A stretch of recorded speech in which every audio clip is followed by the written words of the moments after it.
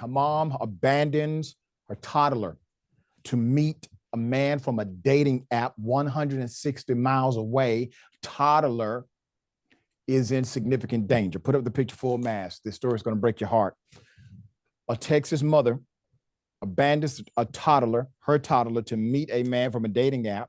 Officers say the child was found dangling out of a broken window.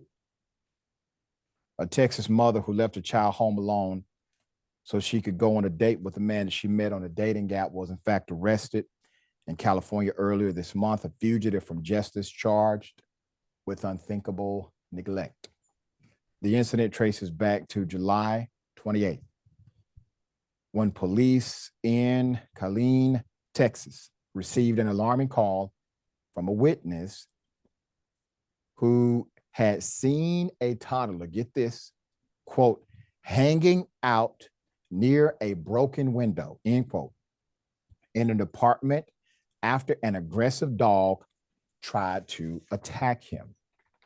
The 16-month-old child was still dangling out the window.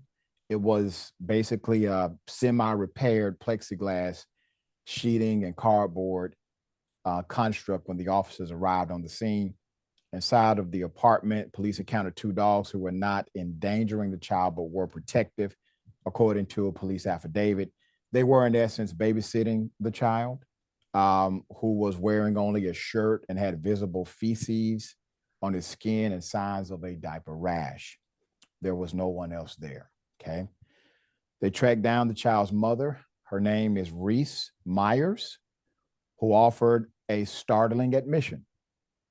She had left the day before to meet a guy she met on the dating app Hinge.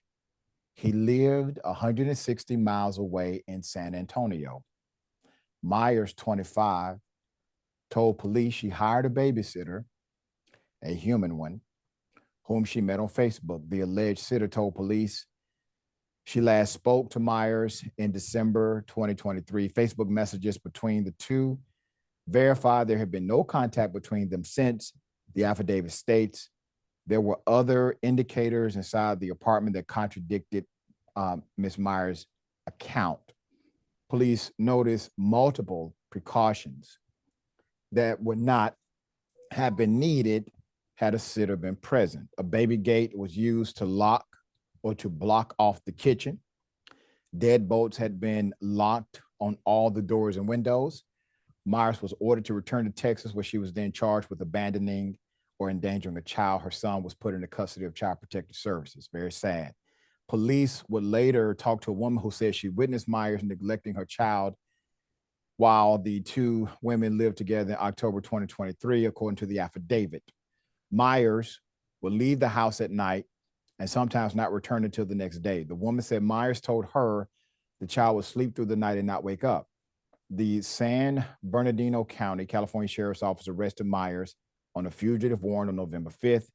She has been extradited from California back to Texas, where she's being held in the Bells County Jail. Now, this is an update. We actually brought you this story originally when it happened. And now we have some additional information, but also the wheels of justice are moving forward. But you got to think in context of what's best for the child. Naturally, the child could have died. That's number one. And based on the information that we now have, this child was put in danger multiple times over and over and over again. But no one seemingly reported this until somebody saw a child hanging outside of a window with two dogs in the home. Okay. The irony of this is that based on the narrative, the dogs were more responsible than the mother.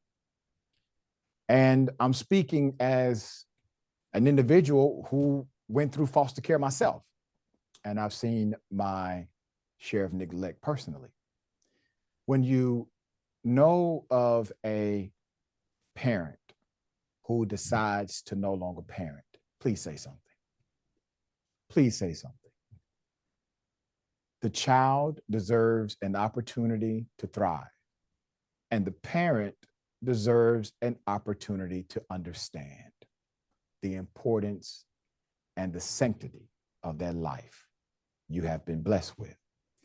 And unless there's an intervention, it typically doesn't automatically get better. And so this is an intervention.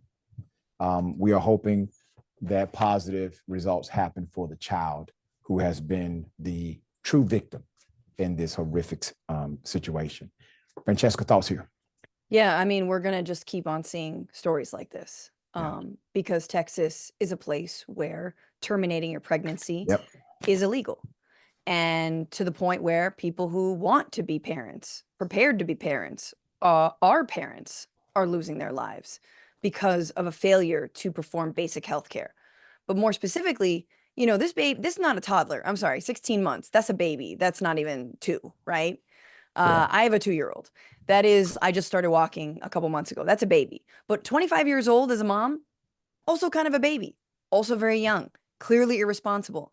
And between the lack of support that we offer parents, and I understand it's basic to say you shouldn't leave a 16-year-old by themselves. That is utter neglect. And I do not think she should maintain custody of that child under no circumstance.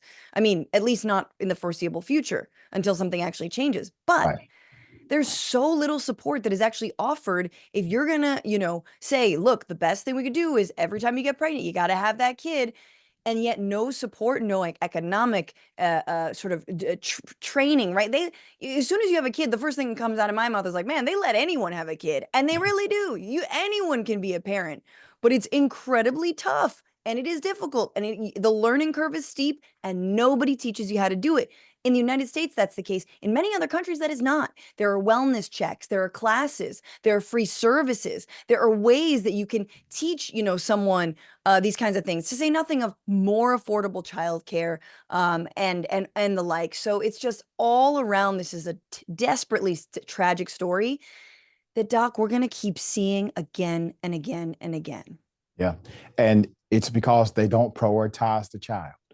Their policies do not prioritize the child. No matter what they say, they're not pro-life, they're pro-politics.